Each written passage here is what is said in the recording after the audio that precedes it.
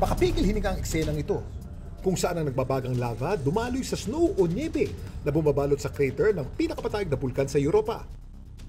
Ang Mount Etna sa Sicily, Italy.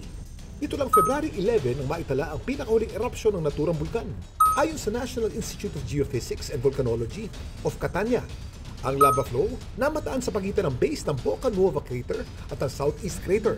Alam niyo ba ng pinakaunang naitalang erupsyon ng Mount Etna? Naitala noong pang 1500 BC. Mula noon, hindi bababa sa 190 times na itong pumutok. Kaya ito rin ang tinuturing na pinakaaktibong stratovolcano sa buong mundo.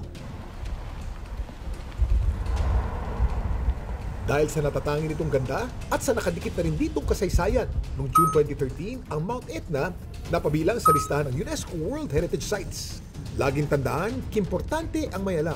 Ako po si Kuya Kim at sagot ko kayo, 24 oras.